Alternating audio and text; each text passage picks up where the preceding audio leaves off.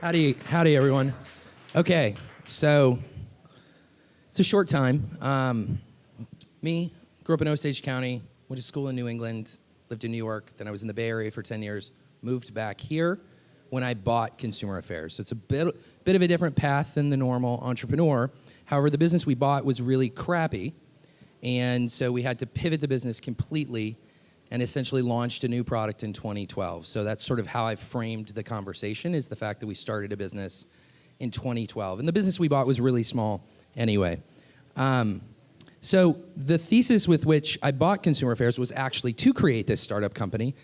We had to do it in a much more cash efficient, dynamic way because the business we bought ended up being really shitty.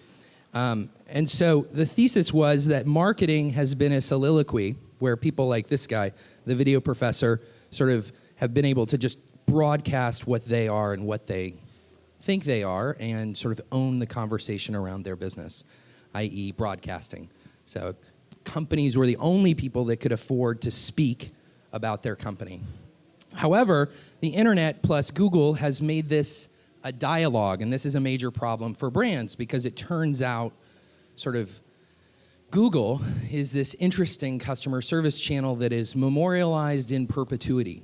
So this has created a dialogue around marketing where consumers are, in fact, a large component of the brand. And the conversation that they have, i.e. word of mouth, is now memorialized. And if brands participate in that, it can be good. And if brands don't participate, which is the large majority of brands, then it's a real shit show. So consumeraffairs.com is a large media property where consumers write complaints and reviews about businesses, and we publish them online. So we have two customers. We have consumers who want to write reviews and get help, as well as research buying products, i.e. they turn to Google and say Esurance reviews. That's Beyonce before she buys from a company.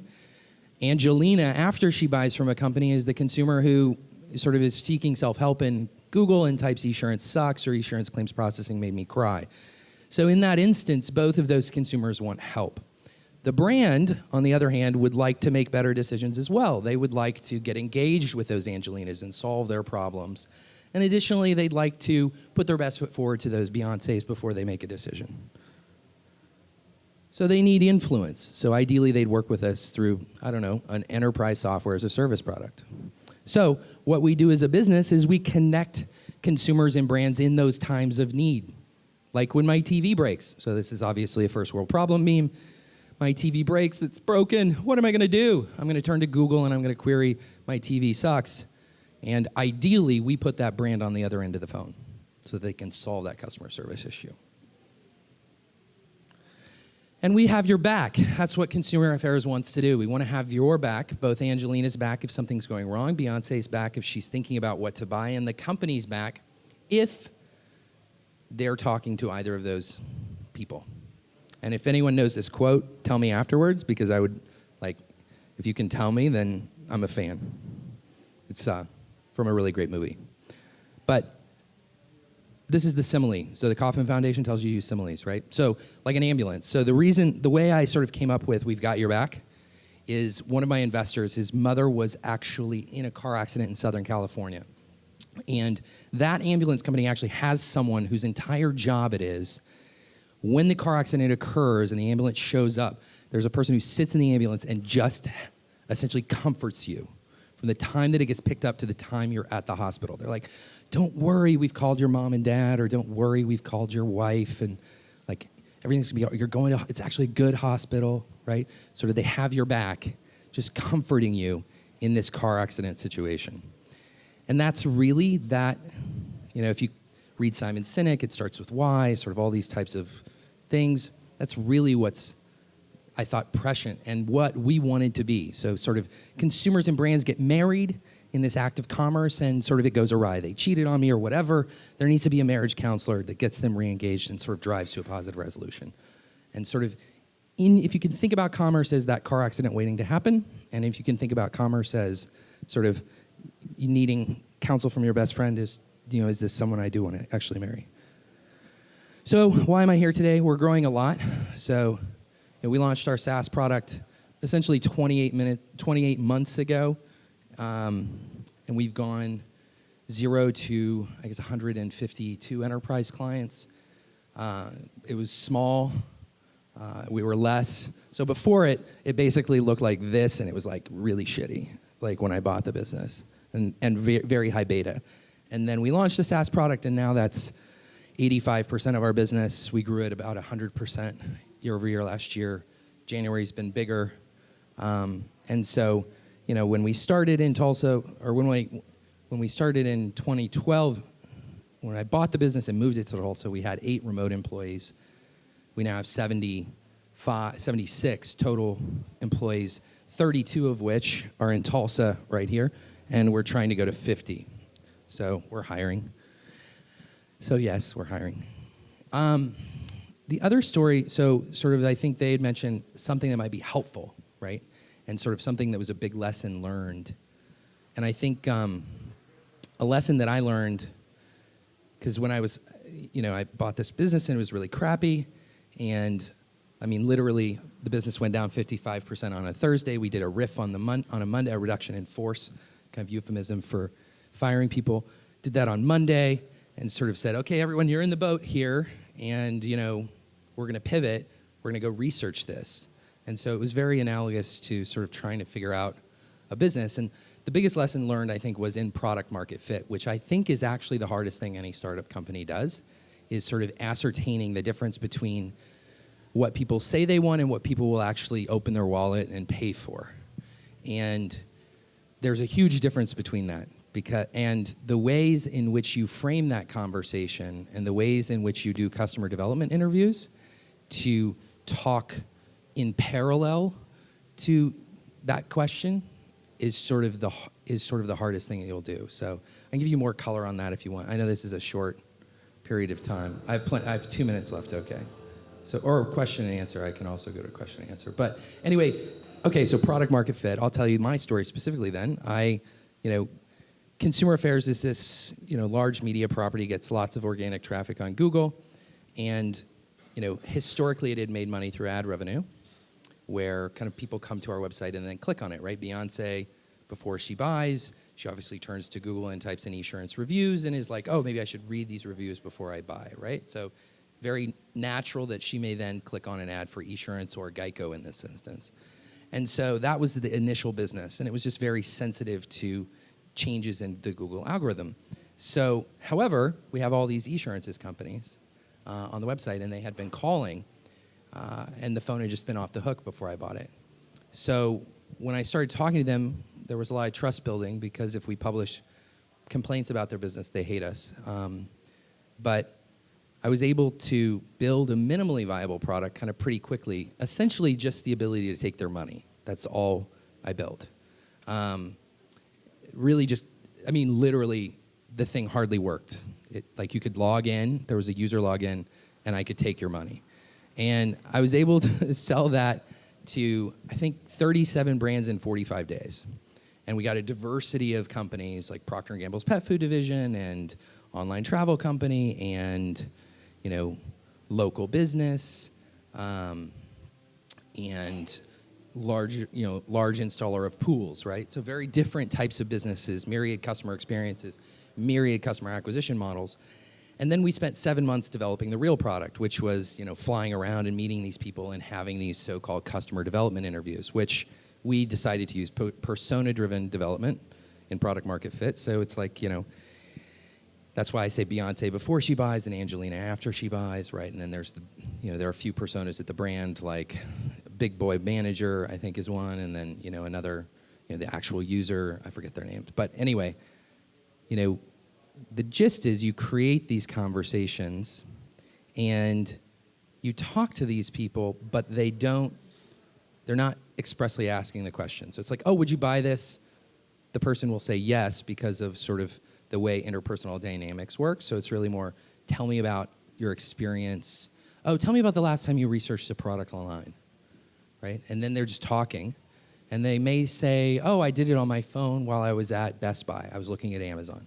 Got it. I should build my product in mobile. Or, maybe they're like, you imagine sort of where these people are and actually how they're working. And you infer answers to your big risks, not ask them specifically. And I actually learned that the hard way because I did it completely wrong initially when we developed it. And we said, okay, like, hey, Procter & Gamble, would you buy this? What about this? What about this? And we had like a list of 30 things. I flew out, met with them. They're like, oh, yeah. I was like, well, what about this? It turns out that's like the KPI to our product, like the most important feature. The most important feature, the only reason why people buy, and the only people that have ever canceled were people who didn't buy that feature. Because our renewal rate's like 96% on a dollar basis. It's now actually negative churn rate in this new cohort of customers where they just buy more from us. No one out of those 37 customers said they would buy that feature. They're like, no, I don't really care about that. And you wouldn't have figured, and that's because they just don't really know what they want. You actually have to infer it through these conversations. So cool. Awesome. Thanks, Zach. Thank you. Appreciate it, man. Yeah, so I'll just start out. I had a question. So as a business owner, what do you, if I came to you and I said, okay, what is the greatest benefit, what is the greatest asset that you could offer me by doing business with you or being involved with you in some capacity? I mean, is it just mostly moderating and facilitating a discussion of kind of my demographics so I can kind of learn, or what would you say? How would you kind of condense what is that? the value proposition What is the to value our customers? proposition? Yeah. Absolutely. Yeah, I maybe didn't touch on that. My bad. So if your customers Google you before they buy from you, then you should buy our product. If your customers Google you after they've bought from you, you should buy our product. Because when someone Googles you and they've been exposed to your marketing message, so let's say you're big company, like big boy company, right? You've spent marketing CAC, customer acquisition costs, right? And then you have integration customer acquisition costs, right? So Esurance spends marketing CAC, billions of dollars, so that when Beyonce, before she buys, she's like, oh shit, I need auto insurance, or I'm gonna get pulled over, I lost it, right? She's like, hey, maybe I should Google that. Like, oh, I've heard that Esurance company, that's like quick.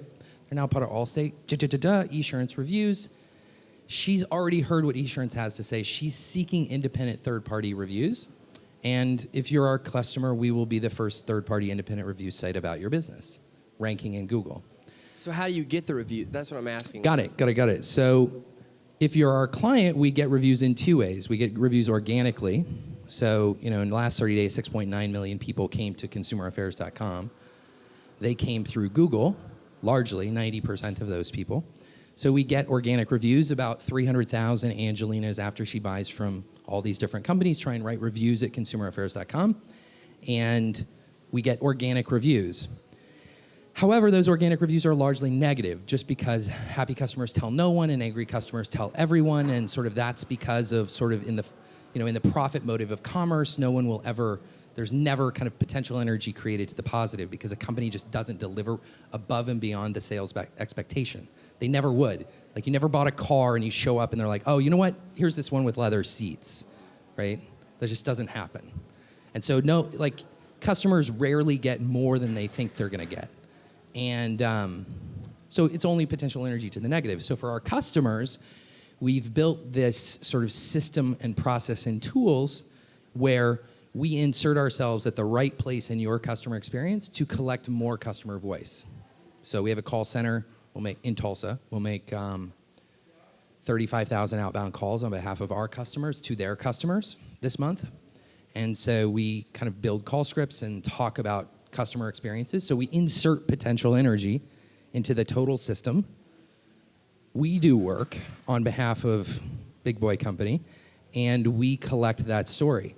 Now, we do it in an authentic, auditable way. In fact, Esurance, not a customer, but if they were, they would represent and warrant to us, i.e. legally, we're giving you a statistical sampling of our customers. Here are 1,000 this month or 5,000 this month. Go call them or email them or use field comment cards or use your native Facebook application in our community to collect reviews and bring more customer voice into our platform. So that's how we collect reviews. Question over here. So I've kind of a meta question to the company. Something you and I have talked about before. I've made the argument that Tulsa is not the softball out of there. Yeah. Am I not too close? Not close. Okay. A little closer, okay. I've made the argument before that Tulsa is not a viable place to have software startups or technology-based software startups because of the lack of technical and software developer engineering talent. Yeah. What would you see as the limitations of starting a technology-based startup in Tulsa? What do you think we can change about Tulsa and Oklahoma to fix this problem? And is that something we can do within the next 10, 20 years? And what's your personal experience and what's your story on that? I think, let's start with a controversial one. So Tulsa's tech talent is finite. And I think the biggest thing I've learned in growing a business, so in Tulsa in particular, because I knew nothing about growing a business, actually, nothing. Like, I worked at a private equity firm, Ivory Tower. The only people I managed were like type A investment bankers who you essentially said, this is how you make the most money and get the fuck out of the way. And they just go do it. And they will run through walls because they think they're going to make money and sort of get another stamp on their career and sort of, haha, I can go to a private equity firm elsewhere, right? Or I can be a partner at this firm and make hundreds of millions of dollars, right? At least they think. But so managing people, is hard. I hired someone who had built an Inc. 500 company, grew it 0 to 100 employees and sold it. And he came in as a COO, so he's been like a big help. And I think the big thing that we focused on was culture. And we focused on sort of having a definitive culture. And actually I have a video that I'll show later, but that we created just for this, but sort of about culture. And I think what I realized in tech talent, especially in a finite market like this, is that you need to find people that believe what you believe, and you need to find people who you want to sit next to on a plane for 8 hours. That's like priority number one. So actually, I do every single interview now, and it's usually a coffee date. And the only sort of filter that I come into the equation with is whether or not I want to sit next to you on a plane. And then we have someone else do a technical interview who is specifically that person. And like, that's all it's about. And if you don't like me, that's fucking fine. Life is short. There are plenty of places to work. And in fact, I will help if you come and work and you're like, Zach, you know what? You're a real asshole and I don't like you. And I don't believe what you believe, or I don't believe what this company believes, or whatever. I will help you go find another job. Now, and I tell people that and they're like, I have you're paying my rent or whatever, like that they're maybe fearful. But it's actually true, and I would help them find another job, even wherever. Limitations in Tulsa are real. So we actually had to solve the equation. So we have kind of an engineering team we've solved. How do you get engineers very quickly? We are now able to basically find any engineer, or any specific skill set engineer. So we only hire specific skill sets. Like, this is someone who has written API wrappers in Python in the last 6 months. If you want that dev, I can get that dev in 24 to 72 hours. They can be ramped in 2 weeks on our dev platform, and as productive as anyone I've ever hired in Tulsa. Basically, I've just discovered how you hire A+ talent. Now, that A+ talent's not in Tulsa. The talent we hire anyway, because there may be 3 people in Tulsa that could put up with me in the dev scene.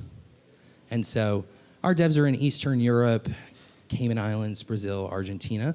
We just had to solve the remote resource problem. However, what Tulsa has a lot of is really good people that are awesome. Now, they may not know how to do a consultative SaaS sale over the phone, or they may not know a ton about, content marketing and how to generate inbound leads and qualify them and set appointments like our marketing team does. But they're just good people.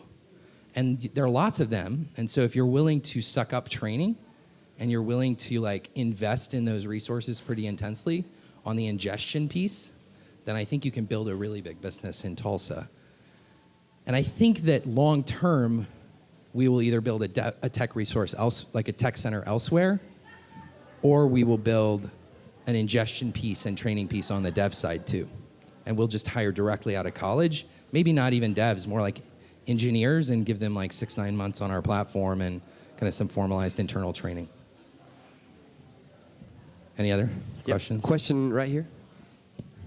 So I love the idea of building just enough to take their money, which is awesome, right? Did you actually take their money while you were building the product over 7 months? How did you do your paid beta, and how did you convey the value while you were taking their money then?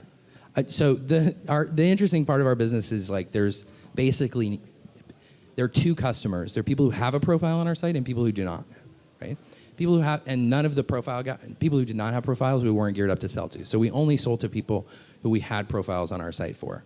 And when I bought Consumer Affairs, it was getting like 1.5 million visitors a month, and it was like just an ad revenue business. And now it's much bigger, but that's enough traffic for someone to like be like, this is pain. And so I think if you've articulated or you've identified a clear pain that they have, and they are going to be willing to pay something just for the shot that maybe that pain will go away. Like maybe I will get rid of this. And so the way I sold to them, I was like, look, this is a bummer. This sucks. And no one else is trying to solve it. And I'm trying to professionalize the industry. I'm going to throw on a navy blazer and treat you like a real customer. Look at my LinkedIn profile. I'm real. And so I think it was just, that was enough for them to give me this de minimis amount of money to them, because it wasn't a huge amount of money we were charging at the time, like, $500 a month or something like that. Any other questions? Sure. I just had a question really quick. So you said that mainly you are really kind of stockpiling these reviews and you're facilitating this discussion and all that. But is there, and maybe you mentioned this, and if you did, forgive me, but is there a component too, because you mentioned outbound calls. So are you also, as a service or kind of by way of the reviews and the conversation, telling businesses that you'll be able to generate new business and more business? Sure. I mean, like how do you say that? So as you can imagine, you have this profile for your business that ranks in Google, and there are two audiences that are searching Google: your customers, potential customers. And so, the nice place that we're in is that when we call Esurance, we're like, look, we make money anyway because we have ads, right? So, Esurance, I think 30,000 people a month come to our profile because we rank third for the word Esurance, we rank first for the word Esurance reviews, and we rank kind of first on all of the negative sentiment queries for Esurance. So it happens to be a big profile on the site, so people are coming to that profile and clicking on ads anyway. And so part of our SaaS product is, we're able to take ads off. We're able instead to, maybe we put our 800 number, which is a Twilio integration, up at the top. And if Beyonce comes here and reads reviews for 9 minutes on average, which she does, and sort of says, oh, actually these insurance guys are someone I'd like to work with, and she calls that 800 number, it goes to your sales team. So we actually deliver leads. And the reason why we've had such a high renewal rate, and now we have a negative cancellation rate, so like our churn rate is actually 117% on the new cohort, which means on average our clients pay us 17% more each year, is because we underwrite all of the defense, sort of this concept of paying us to be your marriage counselor when the conversation goes awry, and sort of all of that gets underwritten by the offense that we give you. So all this defense, reputational management, and Google, all of that is underwritten by these leads. And they pay for it. There's actually an ROI just on the leads. So I got a question for you. I was just talking to a business yesterday. I Googled their name, and I saw like the third listing was this big complaint about them. But on what domain? Huh? On what domain? Was it Consumer Affairs? Or was it no, something it else? wasn't. Okay. So it was a third-party site forum. And so, the complaint was resolved. And the person who had the complaint wrote lower down on the thread, I'm sorry, this was a mistake. It wasn't really a big problem. But the owner of the site refuses to take it down. So is that something that you all would be able to mitigate, or no? Just wondering. Yeah. The short answer is sort of. So, not to sort of kind of digress into or go down the rabbit hole of how does Google work, but what you're talking about is a forum. So a forum probably is in the same document classifier as user-generated content, which a review site might be. We actually acquired another review site in the fourth quarter last year. It took us longer than we thought to rewrite our system as an API to sort of talk to multiple websites, but we're actually now able to do that and sort of bearing out cross-sell opportunity on, hey, would you like another profile about your business on this other large review site that we own as well? So like all of that SaaS product, the ability to sort of talk about, solve these customer service issues in the review collection can actually now go into multiple profiles. So we can take up 2 slots in the SERP. And so yes, I would think about it more like this. Like if you have a problem with Yelp, right? And Yelp like ranks as the first third-party review site for you, or if you have a problem with Ripoff Report, God forbid, or if you have a problem with Piss Consumer, or if you have a problem with ePinions, depending on the business that you are, and you don't want that one to rank first, we solve that. And now maybe we solve the second ranking third-party review site. But Google is like a little bit hard to understand in the sense that there's something called document classifiers that are there to ferret out query intent, right? So, so when you search the word Ford, Google doesn't know if you want Ford Modeling Agency or Ford Motor Company, or the stock price about Ford Motor Company, or the local Ford dealership, right? So the way Google solves this is by using slots of different types of documents, i.e. news sites or Google Maps, or sort of those slottings are actually used to infer query intent out of the query. And so you'd have to look on a search query basis and sort of understand what the slots are. And you could actually probably just, if you link build it to the next forum site on that query, or if you sort of got more users to go somehow to the next forum site, it would sort of swap. So, or wait, this guy's in charge of bringing the mic, so sorry, Shay. So I'm going to validate the tech thing in Tulsa because probably 80% of what you've said goes way over my head. But I do believe there are awesome people in Tulsa. Yeah. So you're hiring. So it's been great, is what you're saying. What's that? So this presentation's been awesome, is what you're saying. Yeah. No. But that's okay. Like I don't. You're like, shut up. I just learned the Twitter, so I'm excited about that. The Twitter, yeah. But you say you're hiring, and you say that you're all about culture, and you mentioned a video, and this is going to sound like a paid plug, but can you show the video? Is there time? No, we're going to show the video. I'm interested about the culture part. Yeah, what is our culture? And what you guys are hiring for. So culture is really important. So there's actually an amazing Netflix document that I just completely stole. So Reed Hastings, really smart guy. Netflix is awesome. I mean, think about this. Big company that didn't just freaking die when their business model went away. That's what's awesome about Netflix, right? You kind of forget it, right? They were in this DVD mail business, and then holy shit, the world changed in 24 months, Moore's Law style disruption, and their business didn't go away. And how does that happen at a really large company? It's because their culture is actually quite unique.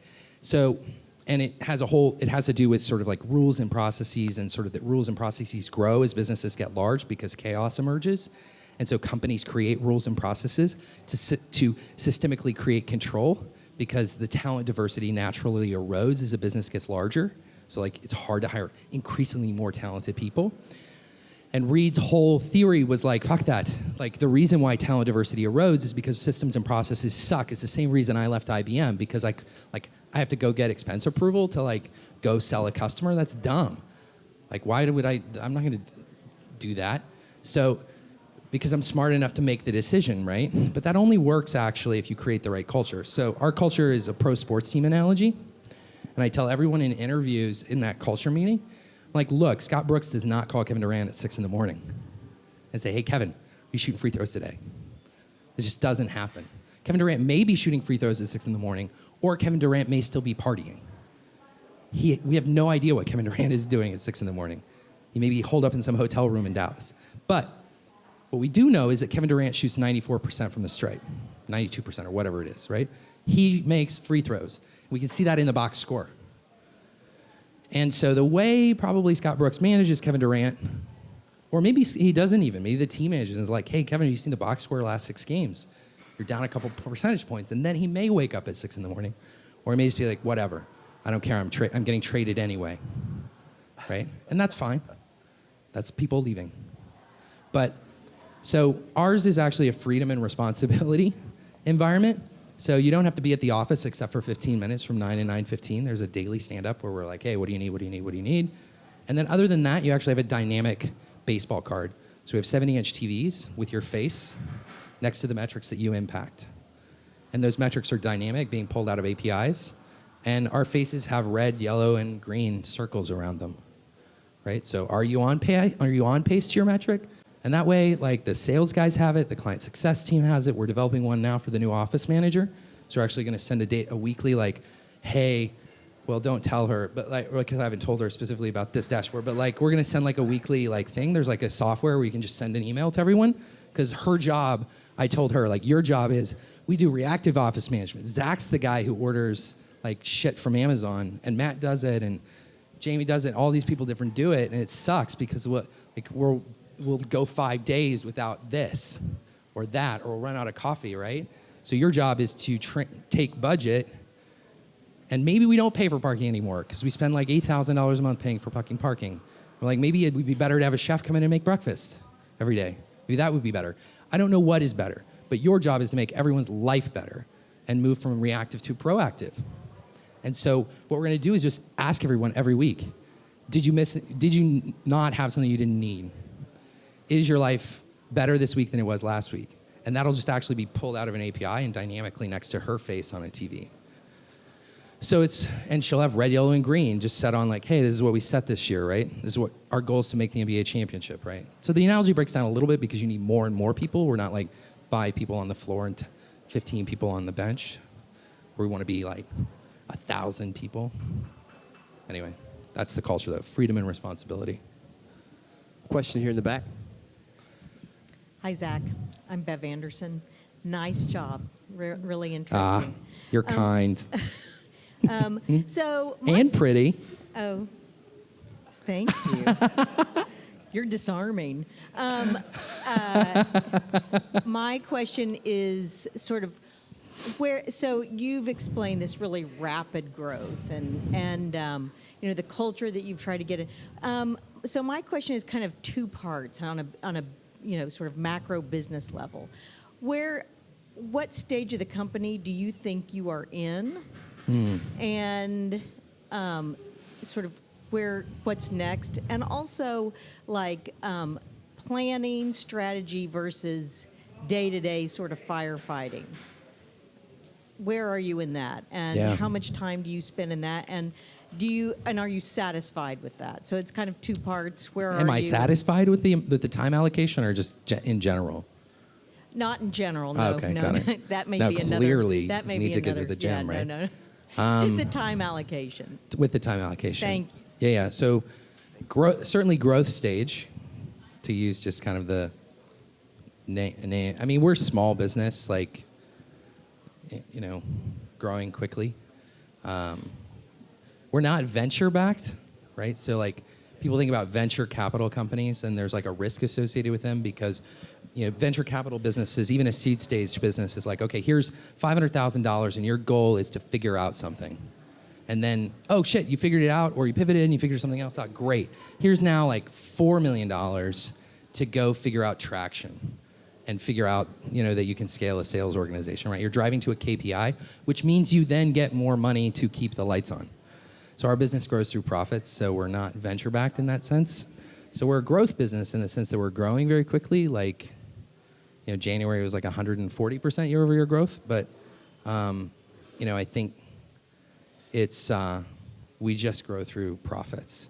So it's not as hyper growth as like a venture business, but it's definitely rapidly growing, but still small, still creating functional organizations.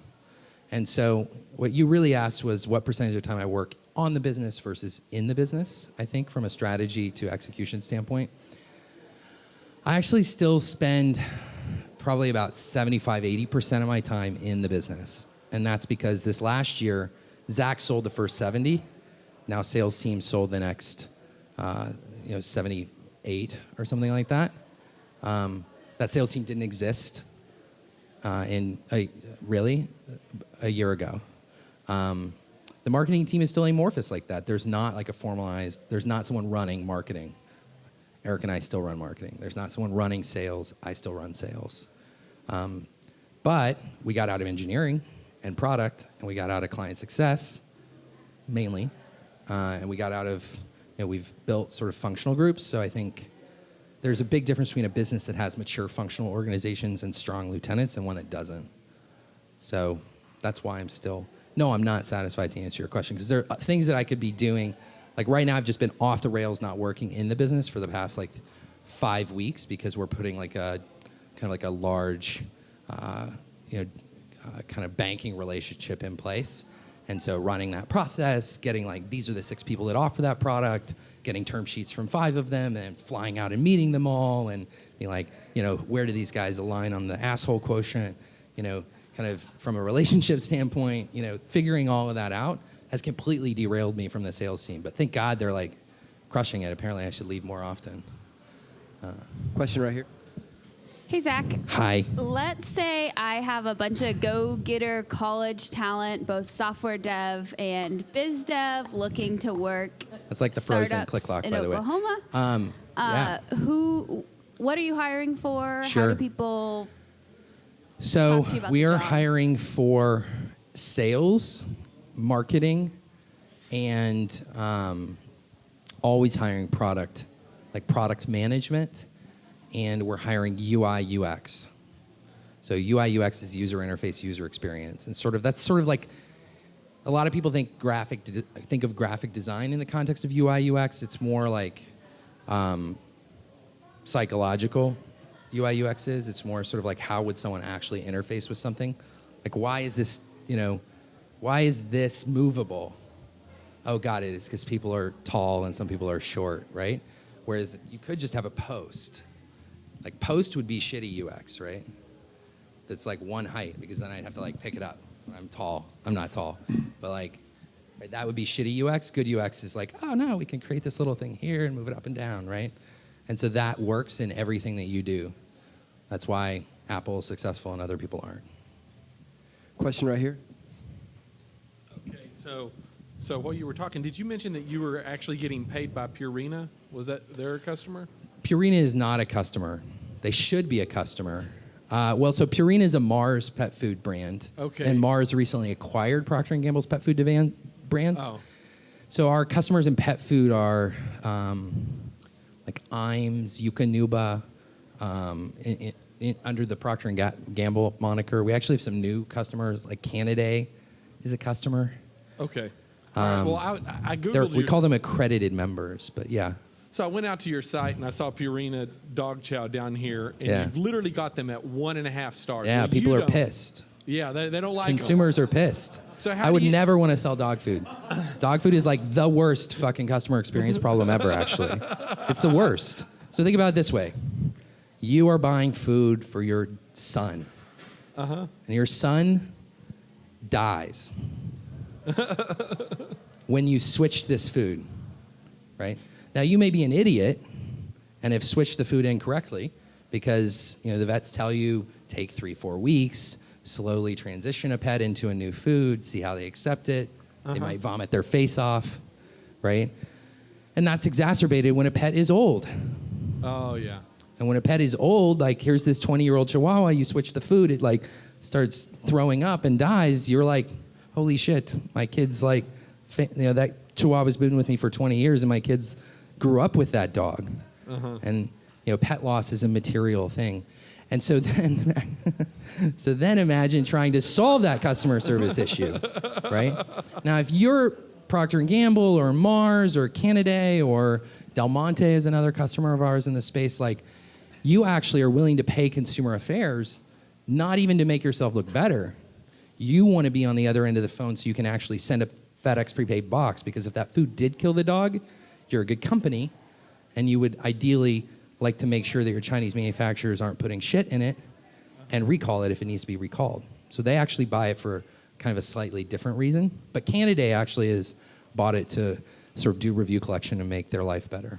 Well, I had thought that you had mentioned you were doing business with Purina. So my question was, and you just answered it, was how do you take such a negative interaction and actually make money from it? I mean, Yeah. Well, the negative interaction is this. It's like we can be that counselor, right? So the guy that rides in the ambulance, that's a for-profit ambulance company. They don't like put some person in the ambulance because it doesn't align with their profit motive. The reason that works is because people don't sue, and they have better outcomes, and they actually reduced time of stay at the hospital because the person's not like all fucking freaked out, they're like freaked out, but then they're like, oh, no, things are a little bit better, right? And so for our customers, and actually we have a free product, so it's free for Purina to be on the other end of the phone. We want them to be on the other end of the phone, and we have I think 500 or 600 brands now on the other end of the phone, 150-ish, 53 of which that pay us. But, there's this aspect of just doing the right thing, but then if you don't use our product, 0.1% of the time, a consumer will come and update their star rating, even if you go and solve their issue. If you use our free platform, it's 1.5% of the time. And on our paid platform, it's 15% of the time, best customer 35% of the time. So that means our best customer gets 35% of 1 and 2 star reviewers to actually come back to our site, increase their star rating above 3, and then write an update to the story. And so that's a success outcome for this Angelina who's been in a car wreck. And so the reason that happens 2 orders of magnitude more is actually just think of it like a marriage. These people got married. This one thinks this one cheated on them. This person will never, ever talk to them again. Certainly not rationally about no, really, I just go out late at night, sorry. Never rationally again will they listen to that person say that, right? No, I gotta go out for networking, or I gotta go out for this or that, right? Never will that rationally talk. So they go to a marriage counselor, and the marriage counselor sits down and listens to this person talk and then turns and says, did you hear what they said? You've seen it in movies, right? Did you hear what this person just said? Or on Dexter, right? When he and Rita went to counseling, well, maybe you should think about this, right? And that sort of place in the position of this interchange allows us to have 2 orders of magnitude better outcome, right? That we're sort of this facilitator arbiter of the process for you. So, Zach, as always, our final question at 1 Million Cups is, what can we do for you as a community? Yeah. Well, if you do have awesome people, we are hiring. Now, we're not hiring a ton. We're, I think, 32 in Tulsa, going to 50 this year, or more if we overachieve, which we overachieved, so we're trying to hire a couple more sooner than we thought we were. We're building on another floor downtown. Our office is in the McFarland building, the IBC Bank building, just directly across the street from Billy's on the square. We're the 2nd floor. We're building out another floor. So hiring. Yeah, good people that are a good culture fit, which is maybe a good segue into the video. Should I click through? Yeah, okay. Go ahead. I don't know if there's sound. Is there sound? Is it all going to come out of here? Oh, no, it'll come out of there. The thing I like most about working at Consumer Affairs is the fact that everyone is just we have such a collaborative and unique culture here, and the people that I work with are just totally awesome. It's a fun group. We all really get along. We all seem to really care about each other. We all have similar likes and interests. And then there are people that have different likes and interests that have introduced me to new things that I would have never known about before. So it's just a really fun environment. Being able to contribute to such a huge machine. The culture. Everyone here is so different, but we all seem to come together and make it work. We're a team. Being able to be in a team environment where we all pitch in, we all enjoy interacting together. Well, it's the cliche term of freedom and responsibility, but we use it, and it's it's somewhat propaganda, but it's true propaganda. I'm constantly being challenged. I feel like I've never bored at this job ever. The openness, because I've worked in places before where it's not an open sort of environment, and it feels like everybody's on the same playing field. I love everything about working here. It's just really great to feel so appreciated. We're not just a company that affects ourselves. We're a company that affects hundreds and thousands of other companies. So it's really neat to be part of something that has a big impact on so many other businesses and in a positive way. Answer the question about yourself. Do you want to come to work and have it be not a job that you work at 9 to 5, but be something that you really enjoy doing and getting up in the morning to do? So if that's important to you, then this is a place where you'll have opportunities to do that. Those are pretty faces at the company. So I was like, pretty faces from these interviews, because we're building a whole careers thing. Like we've done like kind of 20, 30-minute interviews with every employee. So there'll be something like it'll be /we-r-hiring. And so, sorry, this is something else. This is a client success story. So anyway, thanks guys. I'll be around. Yeah. Yeah. Yeah, Zach will be around. If you guys have any questions, thank you for your presentation. Very